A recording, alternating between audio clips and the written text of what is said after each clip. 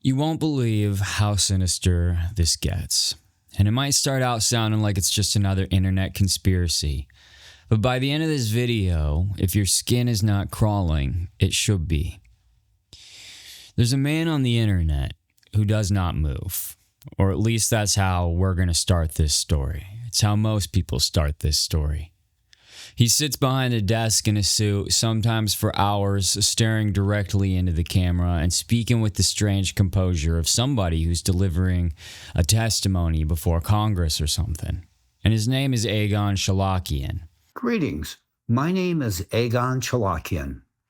The 8.8 magnitude earthquake in Kamchatka shook the world on July 30th, 2025. It was one of the most powerful in recent decades. But if you believe this was the end of this particular chapter, you are vastly mistaken. The Kamchatka earthquake is merely the beginning of a new phase of escalating catastrophes. A name that sounds, honestly, like it's straight out of Game of Thrones. And in a weird way, I guess all of life right now is kind of a Game of Thrones, especially in the West. So from that perspective, he's in the shadows. Not quite a main character, not quite a wannabe king, definitely not a king, but also most definitely not somebody you want plotting against you. If you discovered this guy without context, you might assume that you had stumbled onto some obscure government broadcast that was never intended to reach you, or some scientist's manifesto that maybe wasn't designed for the audience that you're in, but more like it was designed for a completely different collection of people, and yet somehow presented in a way that if you wanted, the message could be for you. Billions of people will die prematurely from diseases caused by micro and nanoplastic penetrating every organ. Official statistics will not show this link. These ailments will be disguised as ordinary illnesses, cancer, heart failure, or neurological disorders. But the root cause will be the same: micro and nanoplastic. Those who survive will rapidly deteriorate, losing their cognitive capacities. The human mind, our highest endowment, will begin to fade. All that will remain of the human being are basic animal instincts. A brutal primitive struggle for survival and for food will begin. In both the literal and figurative sense, you will start devouring one another. Forgive my bluntness, but I am compelled to speak plainly. The strong will consume the weak. Do you remember the zombie apocalypse films? That scenario will become reality only without makeup and special effects. We now find ourselves in a dead-end situation. The lighting in his videos is sterile, the delivery is formal, but the language is urgent and confusing and filled with big words that are often mispronounced. The topics he covers are human civilization and how it's approaching catastrophe, annihilation, and doomsday. He talks about how something is happening inside the earth. It's bleeding out. Something is happening to the climate. It's turning against us. We are destroying the planet ourselves. Something is happening to humanity. We're cannibalizing ourselves. And according to Shalakian, we're running out of time. Fast. And his videos can stretch on for hours, sometimes entire days.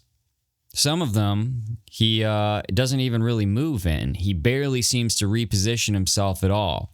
His hands remain as still as the air in the room, as if he's mummified. Only his mouth and his head move, as if he's not even real. A mannequin, perhaps. A digital mannequin.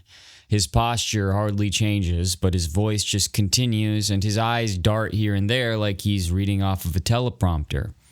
This might explain why so often he is unable to pronounce the word anomaly. You find yourself kind of shuffling uncomfortably just listening to him talk, and you wonder how he can remain so statuesque in spite of the words that he's saying.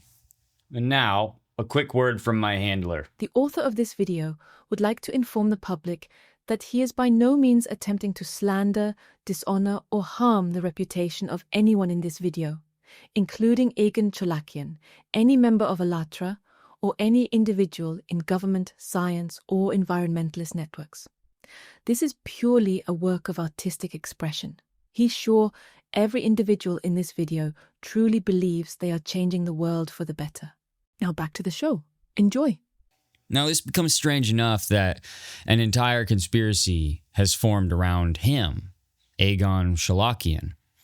And people began asking whether Cholakian existed at all. Some began to say that he was generated. Maybe the videos were some kind of artificial intelligence experiment. They were a game, a psychological operation meant to manipulate masses or play a trick, or just another artificial rabbit hole made up by somebody on the internet so they could make their mark in the conspiracy theory underground.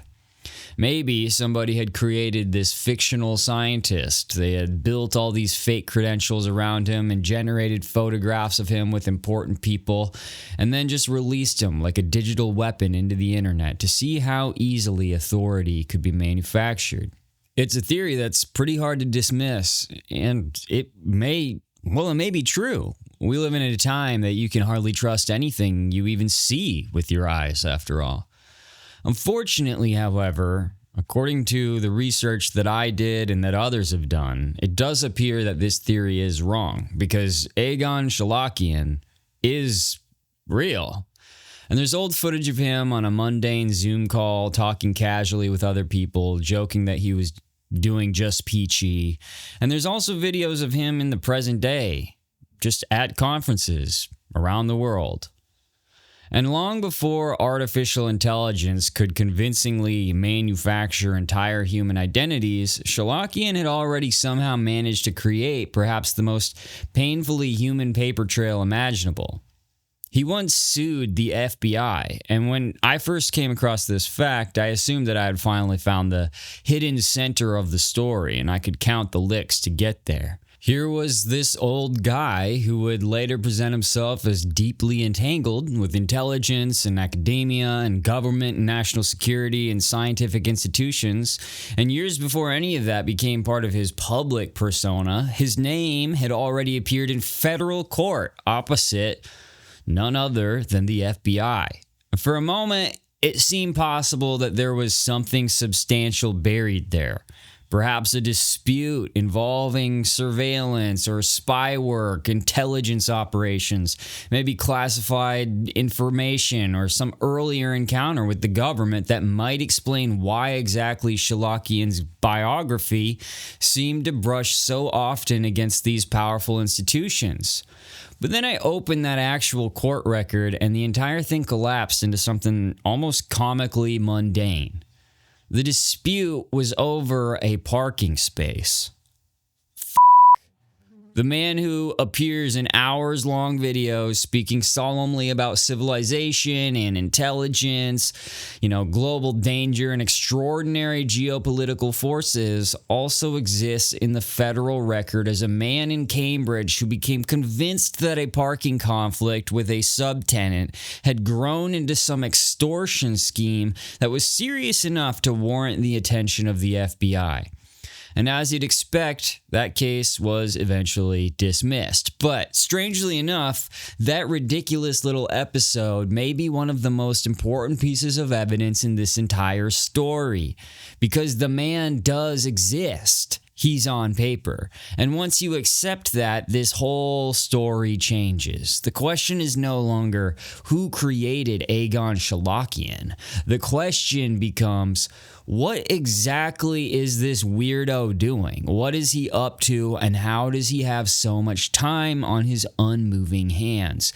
Because Cholakian presents himself as something considerably more important than an eccentric YouTuber with a chip on his shoulder and a soft spot for fighting parking tickets.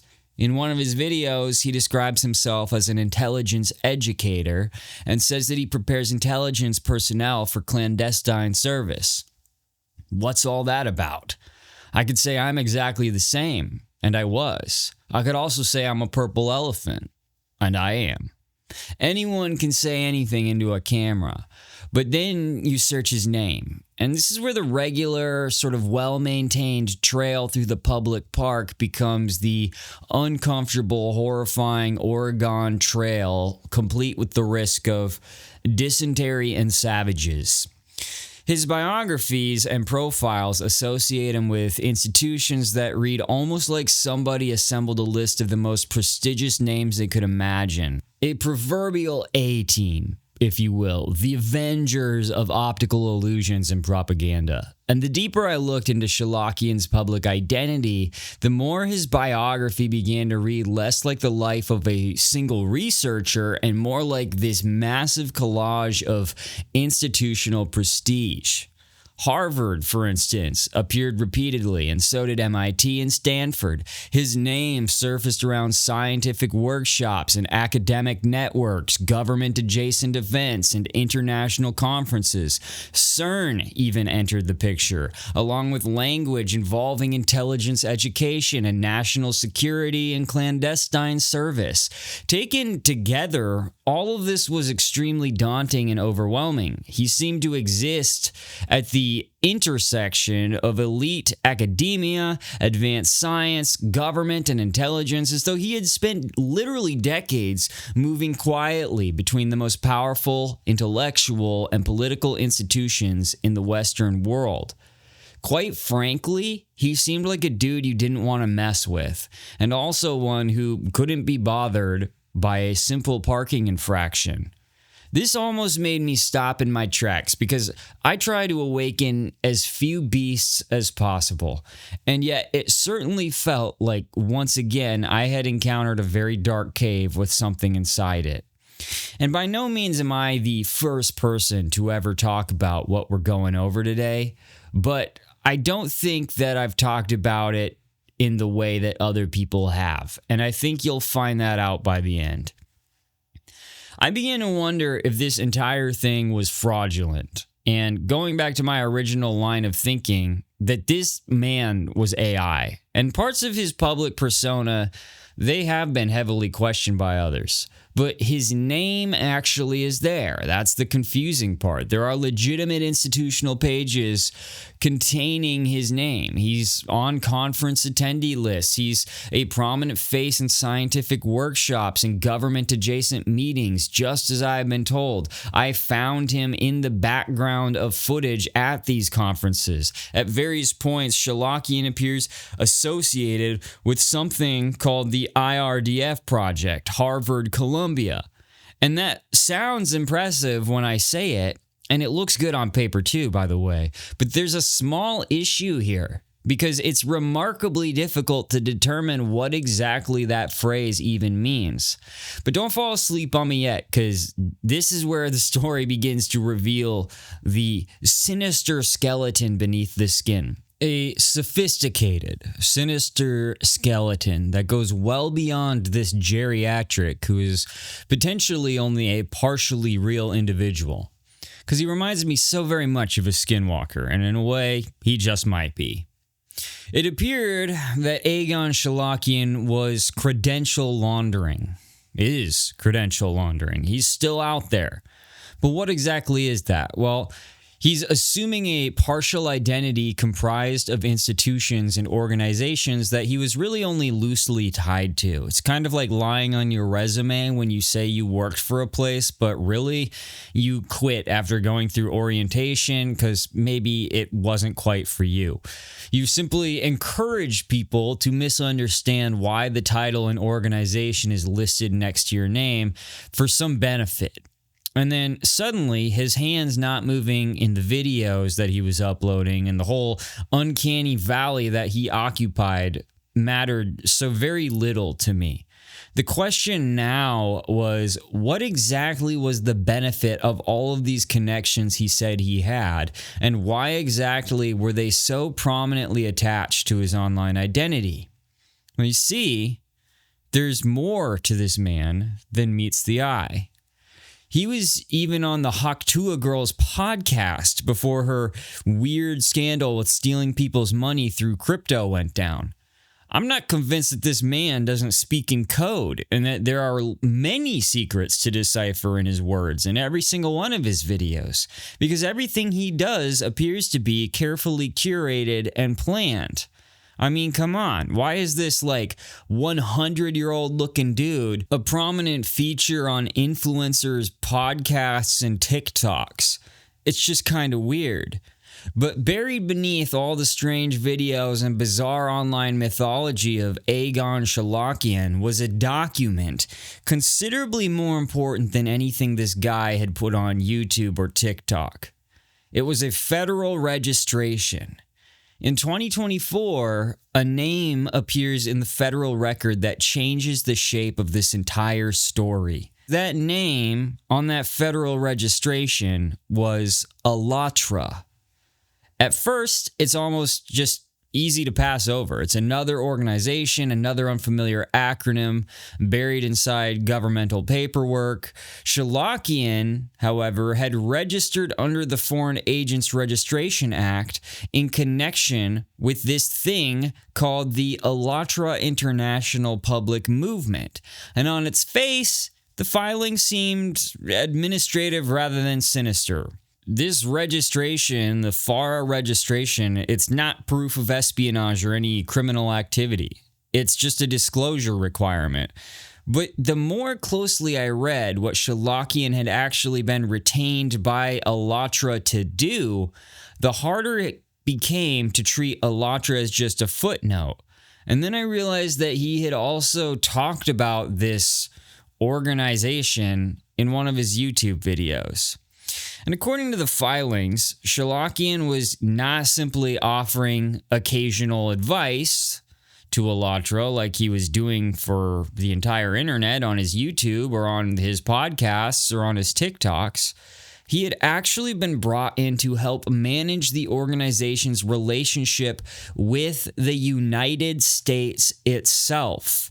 His role extended into government relations and public relations, placing Shalakian somewhere between spokesman, political intermediary, and architect of public perception, revolving around this weird organization called AllatRa. In other words, he is a propagandist and a diplomat to the people of the United States, and they don't even know it.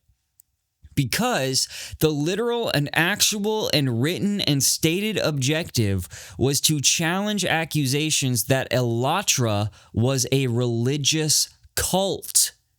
But the means described in the paperwork, they reached far beyond issuing a press release or correcting some newspaper articles or a simple strike on some content on YouTube that, debased them or something. The effort involved communicating with government agencies, cultivating political relationships, and using media strategically and attempting to alter the way the organization, AllatRa, was understood by the public and by people in positions of power. And that was the moment AllatRa stopped looking like an empty hole in the ground and began to feel more like the beast itself in the cave. You see, AllatRa has a Bible of sorts. It's called AllatRa. And if they didn't want to be seen as a cult, why does their Bible, which is also coincidentally their name, start like this? Man's mind is a true stumbling stone, perhaps an entire cliff facing the soul. One cannot go around or leap it.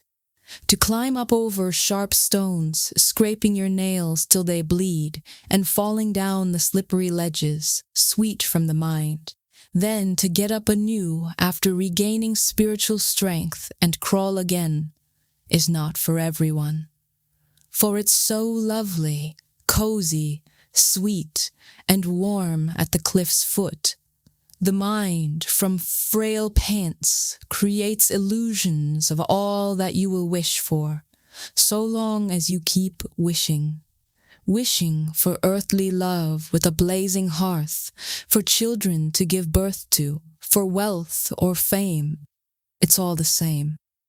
So long as you keep wishing, wishing, wishing, and it will all be given in one illusion or another. It matters not, so long as you keep wishing, wishing, wishing for the earthly. But it's so hard, cry many people. No, it is not. So many times I've put the clothes on. I've roamed an endless road with just a staff, feeding the flesh with only what I found. I was a king. For long I ruled over the countless peoples. What the f***?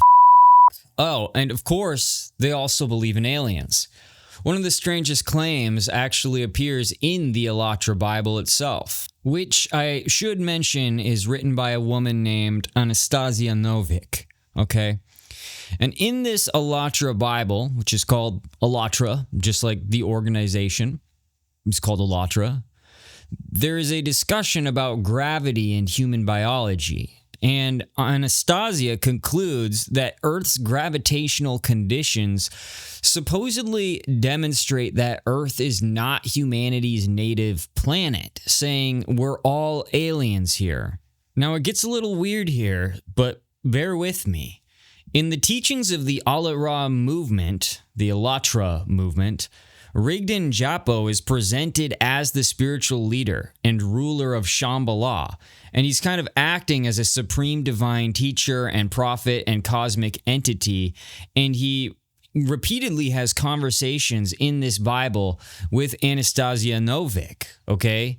In real-world investigations and outside sources, Rigdon is identified as the literary and spiritual alter ego of Igor Danilov, who is the co-founder of AllatRa, and we will get to him later. Anyway, Rigdon does not reject the premise that we're all aliens here, and instead he says that humanity is just not spiritually mature enough for this knowledge, and says that it's preferable for now that people believe humans descended from terrestrial ancestors. In the immediately preceding passage, the book speculates about how the human body would behave under the gravitational conditions of other planets. The later AllatRa TV material goes dramatically further. In October 2020, an AllatRa TV project called Kaleidoscope of Facts held an online conference that was devoted entirely to paleo contact, and the event was initiated by participants of AllatRa International Public Movement in the United States, and its accompanying material did not present ancient extraterrestrial contact as just some open question like so many people do today.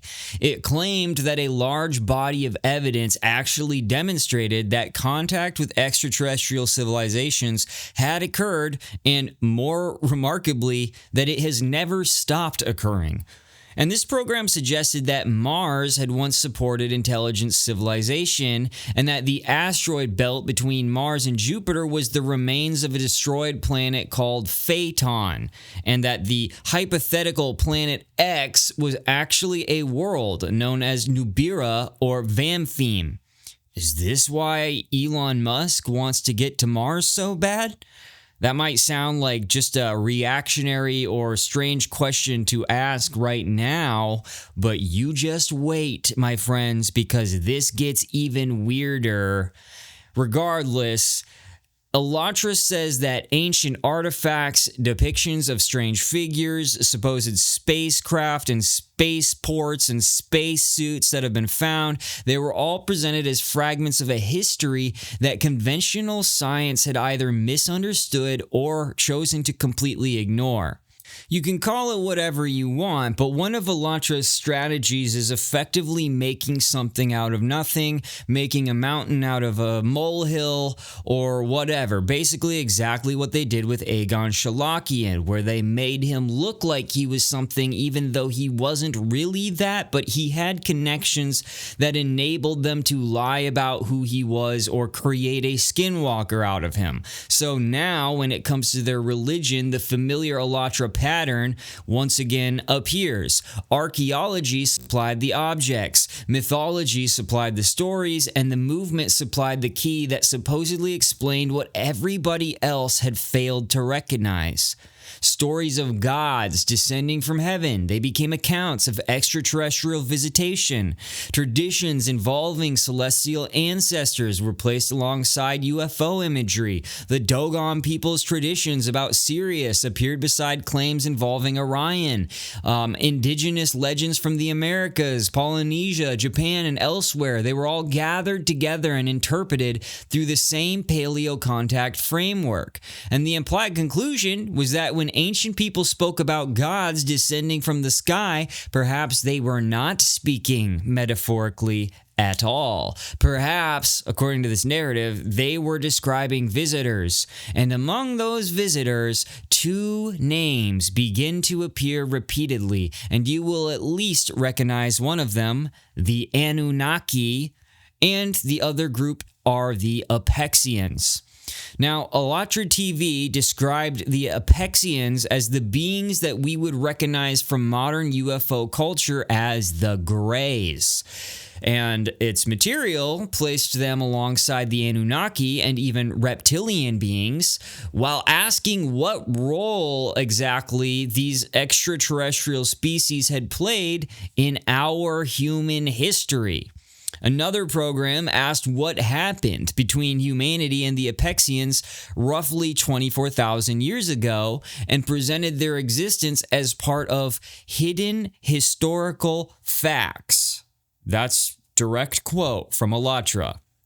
Now, by 22 and 23, that's 2022 and 2023, like a few years ago, this story became even more elaborate. The AllatRa TV program called The Code of Gods, Extraterrestrial Civilizations, and Their Impact on Our History, advertised this extraordinary sequence of topics. And it was the arrival of the Apexians, Atlantis, genetic engineering of the Atlanteans, the destruction of Atlantis, the formation of religions, people supposedly carrying an Apexian gene, the end times, and the future development of humanity. According to Egon Shalakian and much of AllatRa, if not all of AllatRa, it would appear that we are close to the end times part of this list. Now, if you read that list again in sequence, you begin to see what has happened. Aliens have ceased to be a separate curiosity, and they are now inserted into the origin of civilization itself. And the Apexians are not necessarily portrayed as benevolent teachers either, in case you're wondering. In later AllatRa TV material, the story becomes one of, occupation. A March 2023 page by AllatRa claims that approximately 25-ish thousand years ago, Earth was quite literally invaded and humanity was enslaved by a race of Apexians. And the page itself characterizes them as vicious and without souls. Okay? Their purpose, according to AllatRa, was not primarily like land or minerals or technologies. They had actually come for something that human beings themselves possess, something supposedly so valuable that it functioned as a form of cosmic wealth, and it was called Vril. Now, the mythology around this also includes a more developed portrayal of the Anunnaki. A 2023 AllatRa TV program asks whether the Anunnaki are actually humanoid, whether they possess telepathy, whether they can influence human will, what planet they actually come from, and even who their god is. Their homeworld is identified in the program's framing as Nubira rather than what we have come to call Nibiru, and what emerges isn't this belief in aliens as a single category, but actually as something closer to an extraterrestrial anthropology with different races, different motives, and different relationships to humanity. But then something even stranger happens because the Apexians begin appearing not only in ancient history, but in the modern media environment as well. In 2022, AllatRa TV programs began to ask why society was supposedly being encouraged to become comfortable with Apexians and suggested that a lot of popular culture was normalizing frightening alien imagery. And then they effectively linked it to the concept of the Overton window, which effectively suggests that human beings were being psychologically prepared to accept creatures that they should actually be regarding with suspicion. Now, all of the mythology has become sort of self-sealing, doesn't it? If people fear gray aliens, that fits the history of Apexian hostility. If movies make gray aliens sympathetic, that can be interpreted as conditioning. If scientists reject the ancient alien claims, then science is hiding or misunderstanding evidence. If religions reject the story, religion itself may have been shaped by the hidden history. If archaeological objects resemble modern UFO imagery, they become proof of ancient contact. And if humanity encounters something strange in the future, the worldview already has characters and people waiting to explain it. This is why I think simply saying that AllatRa, quote, believes in aliens undersells what existed in their media ecosystem, because they've gone through great lengths to cover this up and instead adopt this sort of pro-Earth environmentalist image where they wage war against microplastics and mining and all this kind of stuff. They're very much like the Save the Planet type organization now, instead of all of this alien stuff. And we'll get into why, but it involves some very culty stuff that their leader has done only a couple years ago. So right about now, I was talking to myself, and I said to myself, we should stop right here. We should do a part 1 and a part 2 because the attention spans are getting shorter every day and people aren't really watching hour-long videos anymore. But it occurred to me that if I stop now, people won't really know exactly why this is so weird. I mean, we're just getting started. The story has barely begun. And let's be honest, tales of cults are a dime a dozen now. They're everywhere. We've got the Netflix documentaries. We've got them online. We've got them on TikTok and Facebook. And we've heard all of the cult stories. And it seems like there's hardly anything that really separates one from the other except how they end, right? And all this kind of stuff. And I was like, I know the full story. But they don't know the full story. So they don't know why exactly this is so strange or how it connects to literally all of them. And so I'm going to keep soldiering on. But if you're here at 30 minutes, please just leave me a comment or something letting me know you're here.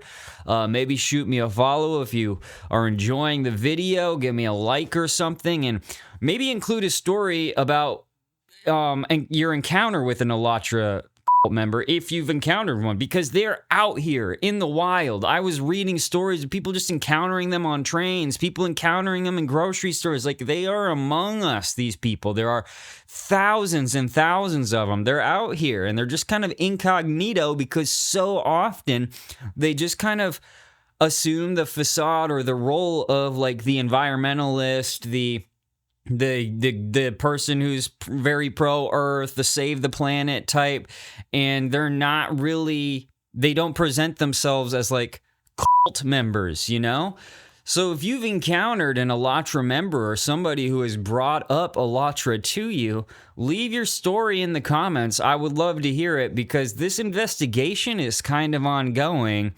And like I said, we're just getting started, baby. All of this is weird, but we've barely even gotten to why this cult is weirder than others that we've talked about in the past and weirder than others that we've found, like in documentaries and stuff. And what exactly makes it monumentally more extremely friendly and cool. Than so many other groups like this that we have heard about in the past, like their connections to people in our government and how they're directly influencing how we perceive the world around us in the West, especially, and what sort of changes they're making in each of our lives, because this is happening. So, until all of this alien talk, Shalakian had kind of been the mystery, the creeping thing. His credentials, his strange videos, all the institutional names surrounding him, the unsettling sort of gap between appearance and verification. But now there was something standing beside him, something with its own interests, its own reputation to defend, and enough concern about that reputation to actually hire and retain this man whose public identity was kind of already wrapped in the language of government science and intelligence. The strange figure sitting motionless in front of the camera, he was no longer necessarily the center of the story. He was simply the doorman. And the wording of the filings becomes increasingly important when you consider what AllatRa was trying to overcome. The problem was not just bad publicity. The organization was confronting allegations that it was something far more troubling than the humanitarian or scientific pro-Earth movement that it appeared to be.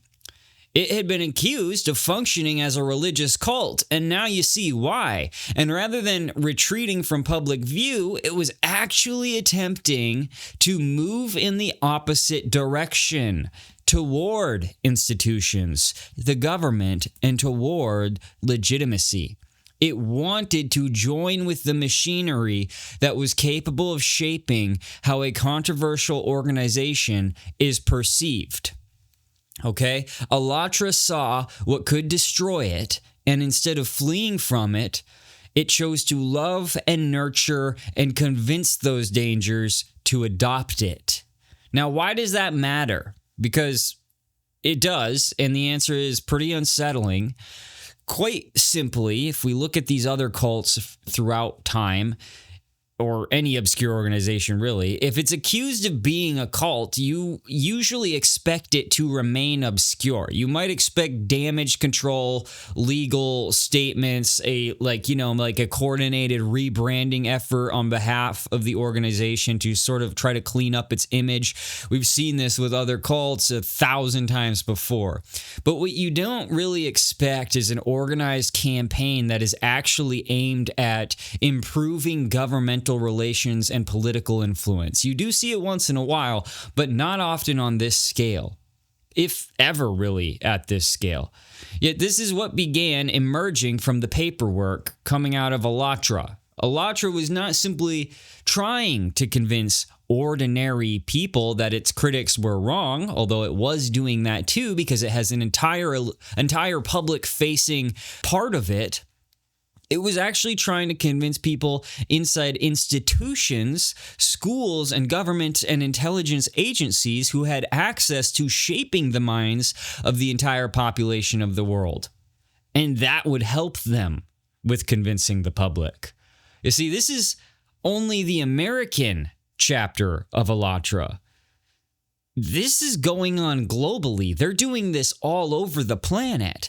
And this is where a certain uneasiness begins to enter the story, because perception itself has become part of AllatRa's very bizarre and mysterious mission. It's not about what the organization does, but also about what people believe that it is. Governments respond to reputations. Journalists respond to reputations. Scientists, politicians, the people who organize conferences and potential supporters, they all make decisions based on the perceived legitimacy of whatever the thing is. If you change the perception of something, eventually you can change the doors that open for it. And now suddenly all the weird photographs with all of the big public figures such as the Pope and others, astronauts, scientists, all of these environmentalists, political figures, they all matter differently. Returning to the podium is Ms. Marina Ovtsinova, President of AllatRa International Public Movement, bringing her expertise in counterterrorism and global security. She addresses a grave threat to democracy, from stigmatization to repression, focusing on the danger of anti-cultism. Thank you so much. It's a really big pleasure to have the opportunity to address you once again. Thank you so much for that, Pastor Burns. So, and the energy in this room feels really huge, right? It feels like a really strong. And it's because we all, every single person in the room, we gathered to defend human freedom. A person's dignity. We all, every single person here understands what that means. And we're here to protect the right to believe, to speak the truth, and to live without fear. These freedoms are the very fundamental on which true security in human society is built. But we need to acknowledge something very clear. That foundation, that really important foundation for the human freedom is now in danger. Because today there is a well-organized structure at work, deliberately attacking that very foundation. And many of the deep, tragic stories that you will hear today from our speakers from this stage are direct result of the action of this transnational structure and its destructive manipulative techniques. So let me educate you a little bit. So what is that and why does it pose a threat to every person and to society as a whole? The transnational anti-cult network is the highly coordinated international system made up of individual organizations, activists, pseudo-experts, and biased journalists. Their goal is to systematic dehumanization and destruction of targeted group of people and the incitement of hatred and hostility within the society. What this network does is often described more simply as anti-cultism. But in reality, anti-cultism is the technology of dehumanization and repression. Let me be clear right away. The anti-cult network can target absolutely any group, not just religious one. They can target social organization, hobby club, or even political party.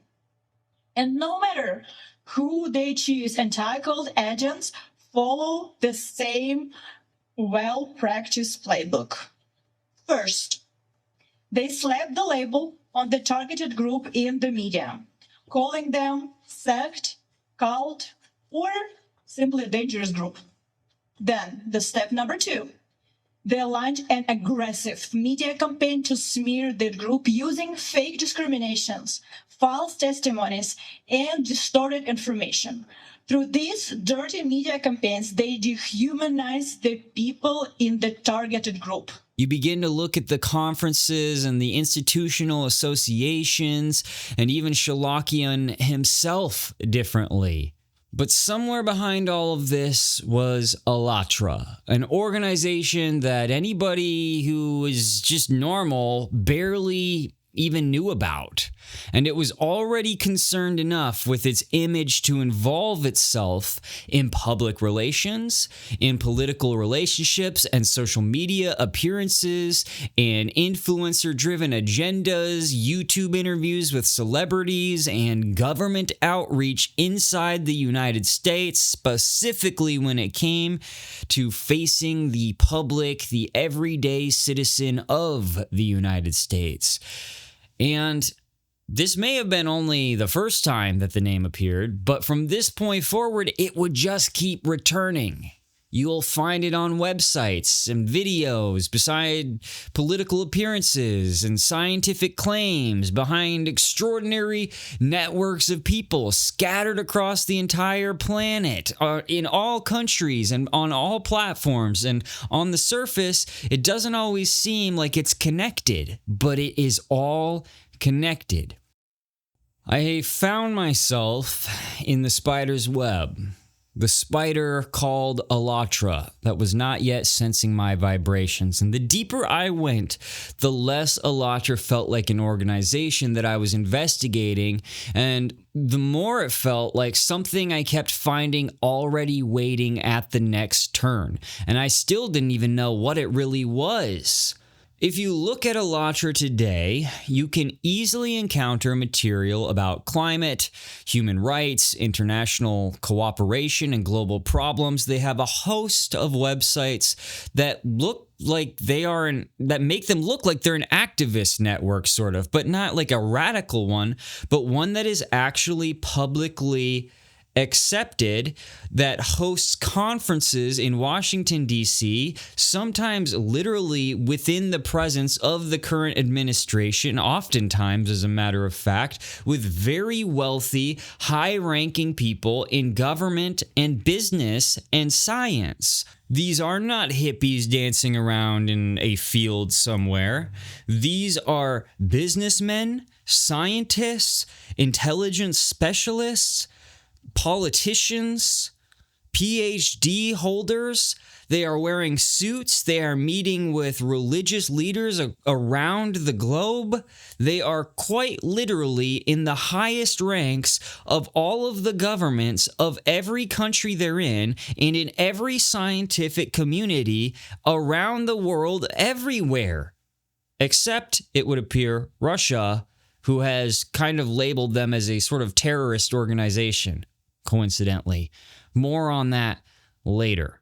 But the more you look at AllatRa, the more you see that there is actually something beyond the scientific initiative. There is something beyond the activist network and the political affiliation.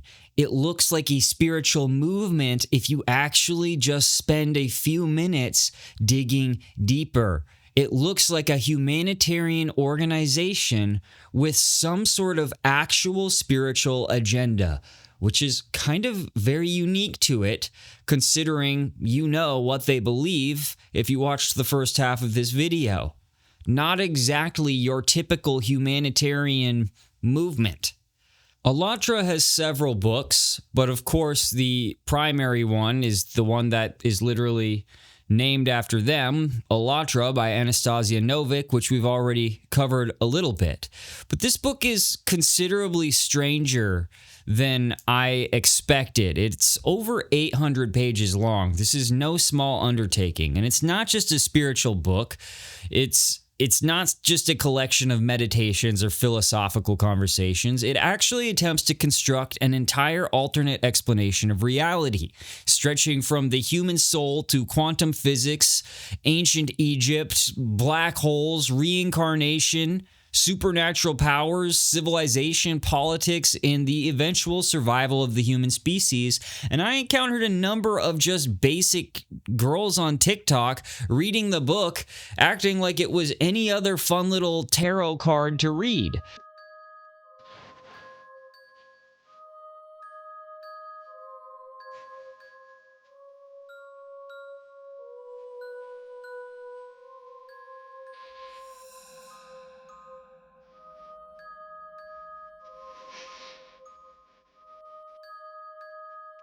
But the book itself calls what it contains not just philosophy or speculation, they call it literal knowledge, almost always with the reverence of like a proper noun. And they claim that this knowledge with a capital K is ancient, primordial, and ultimately derived from a spiritual reality that conventional institutions have either forgotten, corrupted, or deliberately hidden, hence their desire to get back into the institutions so badly, perhaps. But even the opening pages establish this unusual hierarchy between those who just read the text and those capable of truly understanding the text. The text kind of divides human understanding between ordinary intellectual reasoning and a higher form of perception that supposedly originates from the soul itself. Remember Rigdon, the king of Shambhala or whatever? Well, he explains in this book that secular society teaches intellect, memory, and logic, while genuine spiritual experience exists beyond the boundaries of the mind. And remember, this Rigdon fellow is a spirit who is communicating to Anastasia Novik. Okay, it's not like a scientist or somebody who is helping to write the book. It is a spiritual experience. It is spiritual contact. And later, Anastasia describes advanced followers as people who don't need any proof, quote, that the spiritual is superior to ordinary logic. So doubt itself begins to acquire a spiritual meaning, as you can see. Those who have fully absorbed the knowledge are portrayed as pure, while personal doubts and conventional reasoning, well, those things belong to a lower state of consciousness. And this is where the book really begins to bother me, because this is one of the mechanisms by which a belief system can become almost impossible to falsify. Because if I demand evidence, the system can say that I am demanding evidence because I am trapped in material consciousness, a sort of lower state of consciousness.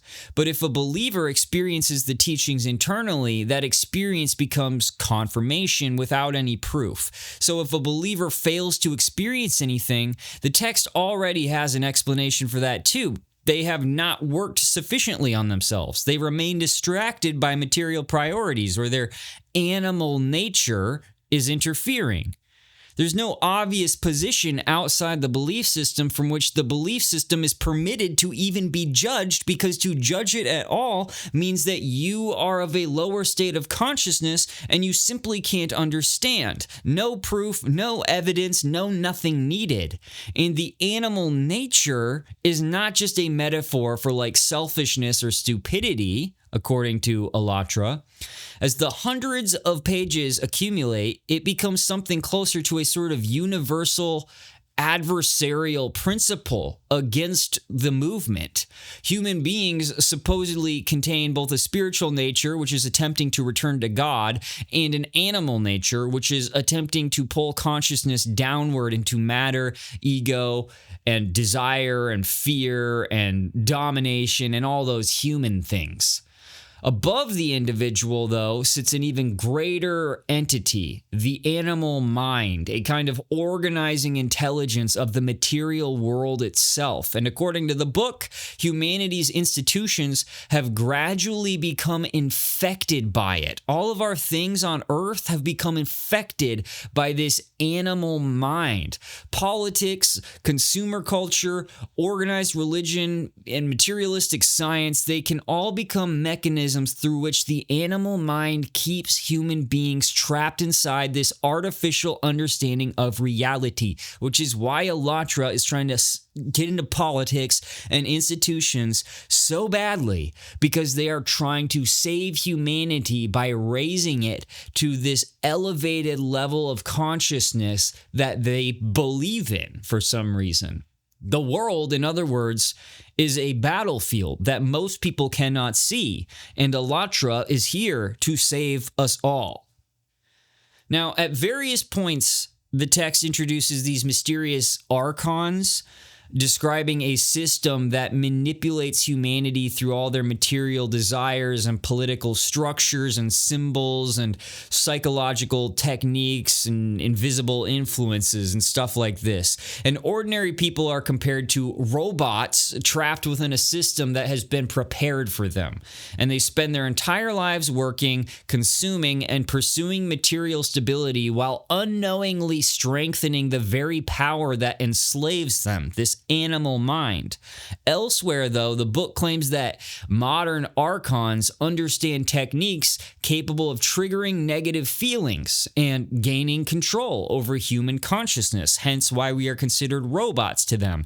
And at that point, AllatRa has basically crossed well beyond conventional self-help spirituality, and it has given the reader an invisible enemy, a hidden system of control, and a special kind of like body of sacred knowledge capable of explaining what exactly ordinary society supposedly cannot see. So eventually the doctrine just reaches the territory that sounds less like some sort of philosophical mysticism and more like occult cosmology. Because the book describes humanity using this collective spiritual transformation to alter processes occurring beyond the three-dimensional world. In other words, it's trying to bring about a global magic. It discusses humanity reversing a destructive cosmic process represented by the reverse swastika, activating the powers of Allat and thereby creating an entirely different future for mankind. And those who advance far enough supposedly approach what the book openly calls supernatural powers and the supreme white magic. There you go. That's the trick. But you see, this is only the beginning of the story in a weird way. Even though we've come this far, we've uncovered the game. But beyond Aegon and Anastasia, we haven't even begun to reveal the players. You see, the leader of AllatRa, who I mentioned before, he's not some American businessman or some Indian guru or some Colombian drug lord. He's not a hippie looking for a field to dance in or a disgruntled evangelist who has left the megachurch behind. He's an ex-KGB operator and part-time chiropractor named Igor Danilov, who for the longest time was operating out of you guessed it, Ukraine. And part of his shtick there was your typical cult leader activity, hosting orgies in which the women were forced under threat of hell and torture by Satan himself to engage in activities with him. Use your imagination, or better yet, just don't. It's what you would expect. Anyway, due to the efforts of some outstanding renegade journalists, who we will talk about later, Danilov was kicked out of Ukraine for some pretty dark plots against the country, and also weird sex cult stuff and gun running. And now he's found his cult a prominent foothold in a much, much safer place with the help of Aegon Shalakian. Anybody care to take a guess? The good old US of A. But remember, AllatRa is global, and their agenda is for all people of the world. The whole thing over. They have independent groups working in many countries in the world. As of August 2026, AllatRa TV's own website lists a multilingual YouTube-style channel network covering at least these language markets: the English, the Chinese, the Bulgarian, the Turkish, Hungarian, Serbian, Danish, Czech, Slavic, Spanish, German, Portuguese, Italian, French, Armenian, Korean, Latvian, Lithuanian, Polish, Romanian, Uzbek, Croatian, and Japanese. And that means their visible video infrastructure reaches, at minimum, audiences associated with all of the countries that speak those languages. And they also have many designated social media and YouTube accounts specifically for targeting these countries with these languages. And historically, this reach has been even wider. AllatRa itself wrote in 2016 that AllatRa TV participants were already operating in a host of countries: Ukraine, Poland, Russia, the US, Australia, Italy, Spain, the Czech Republic, Slovakia. Older AllatRa event material also lists activity in Canada, the UK, Switzerland, Sweden, Belgium, Latvia, Belarus, Moldova, Armenia, Kyrgyzstan, Kazakhstan, Uzbekistan, the United Arab Emirates, for goodness sake, Israel, Turkey. There's also the separate but historically intertwined organization, which is just as creepy, known as the Creative Society, which is a social media sort of structure. AllatRa itself announced a Creative Society YouTube channel in 2021 and basically instructed all of their followers to go subscribe to its Instagram account, saying that content was being created by participants from more than 180 countries and translated in up to 100 languages. The Creative Society, which has been seen in the same room as Igor Danilov himself, is a sort of like mini cult within the mega cult of AllatRa. It's just another phalange of the beast. But as a key proponent of the Afflicted Creative Society project, which was really launched in 2019, Danilov advocates for a creative society model that is essentially aimed at societal restructuring through stages, including political party formation, and global referendums. And he's also at the same time authoring works on spinal health and degenerative diseases because he's a total kind of weirdo. This is the guy who literally founded AllatRa. Okay, this is the leader. So everything that you see about all of the Save the Planet, all of the humanitarian aid, all of the getting into the institutions, it's this guy's plan. It's this guy's thing. But he operates it all from the shadows because AllatRa is so big and so intertwined with all of the governments and humanitarian aid programs throughout the world that it has an actual hierarchy that is professional and legal. It has a separate president. It has a host of international experts of AllatRa on climate, geodynamics, and environmental issues. It has a head of communications and partnerships and events department. It has an official representative of AllatRa in Israel. It has official representatives of AllatRa in all of these countries, including Germany, Slovakia, America, the Czech Republic. Like, it is crazy. Latin America even. It is just diabolical how big this thing has become. So you might be asking yourself, well, if we know who the leader is and we know where it all came from and this all happened within the past 5 to 10 years, why don't we just shut this guy down? Well, funny you ask that.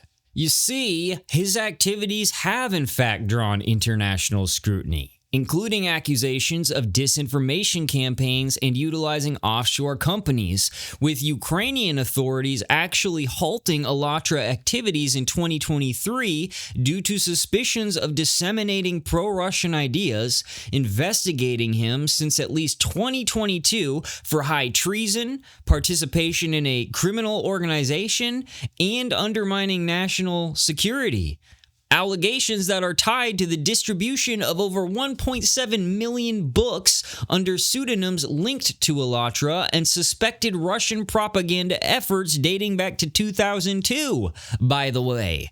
And in December 2023, Ukraine issued an arrest warrant for Danilov, declaring him an internationally wanted person after he repeatedly ignored summonses, leading to raids on AllatRa safe houses and offices in Ukraine that uncovered a host of weapons, passports, and prohibited materials, but also merch from Big Don himself. The iconic red hats, which is kind of weird. I'm sure it's not connected in any way and they're just big fans, okay? I'm not trying to say anything at all. I never am. But regardless, you might be like, great, they got him. But no, you see, The courts ultimately decided for some reason that he was operating within his freedom of expression and association, and therefore he's still out there and AllatRa continues.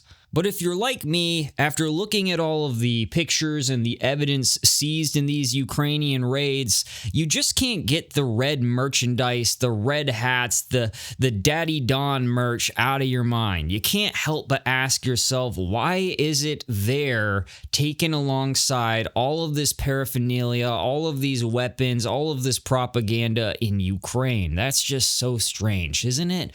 Well, sort of, until you realize that Pastor Mark Burns, the spiritual guidance leader to the current president, also for some reason stands with AllatRa, and not only stands with them, but rigorously, publicly supports them.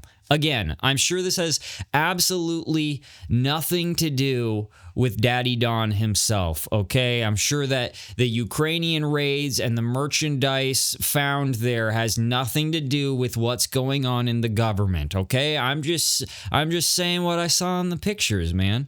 But Pastor Mark Burns, he even penned a direct message to AllatRa recently saying, I have a message to all of the AllatRa volunteers and to everyone who's been persecuted by the Russian Orthodox Church, including those that are being called out by the anti-cult movement that is happening to those in Russia and to those in Ukraine.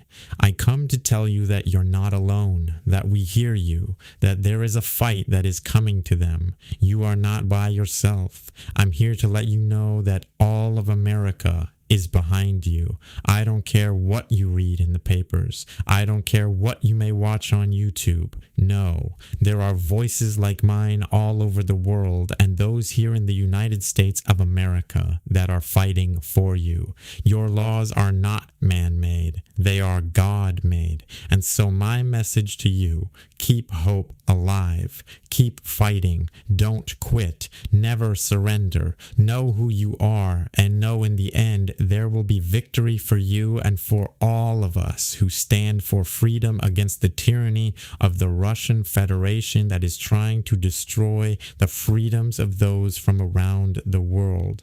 I am Pastor Mark Burns. I approve this message, and I'm fighting for you and for every person that stands for freedom and our God liberties that come from God and not from man.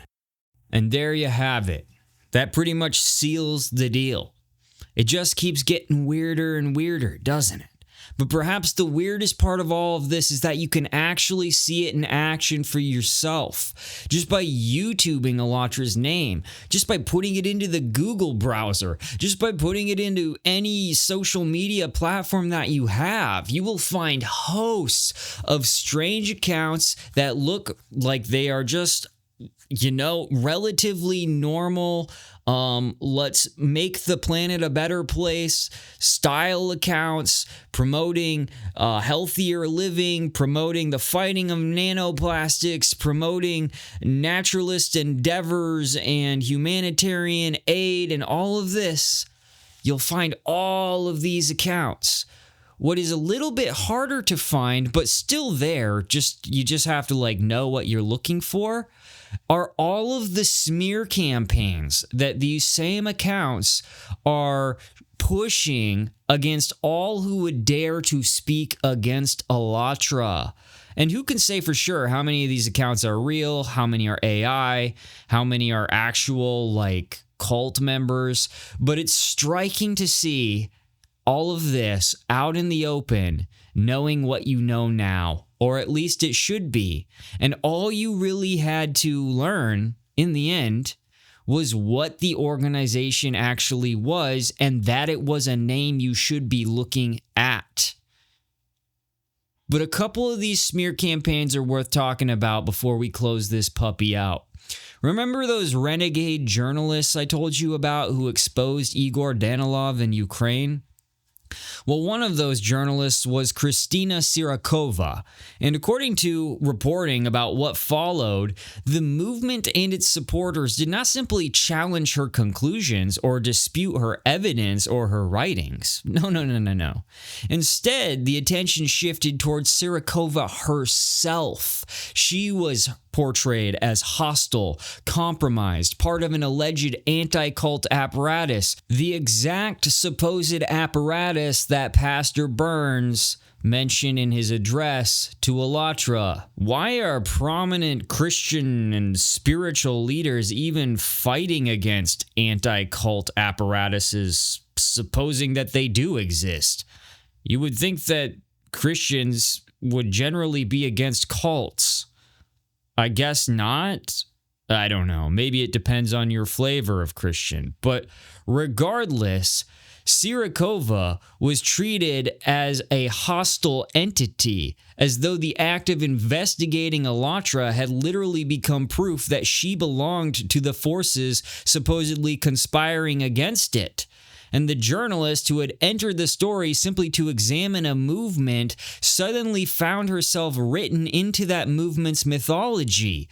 All the accounts that are currently online spewing pro-AllatRa rhetoric were spewing anti-Sirakova rhetoric, which caused absolutely irreversible damage to her life.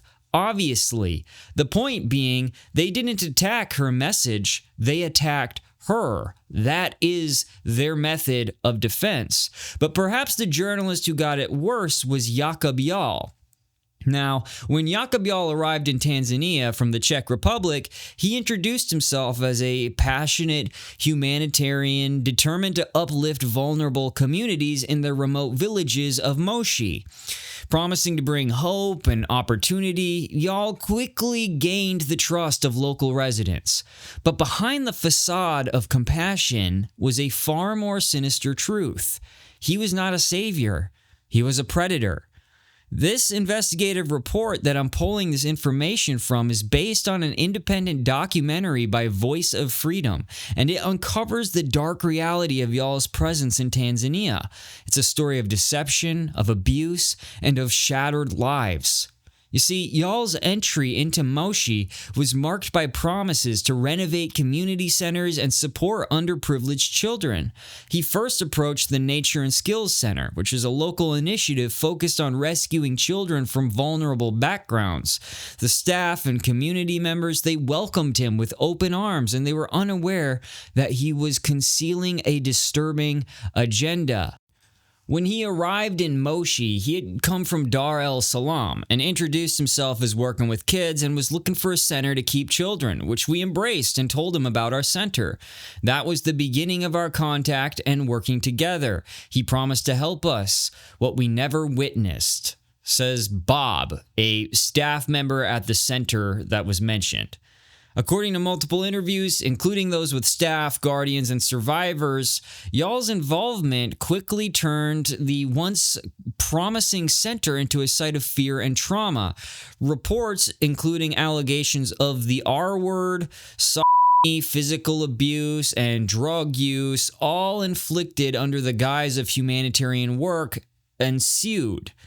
Teresa, the founder of Nature and Skills Center, recalled how Jal initially appeared well-meaning. Over time, however, she and her team began to observe erratic behavior, including heavy drug use and aggression towards children.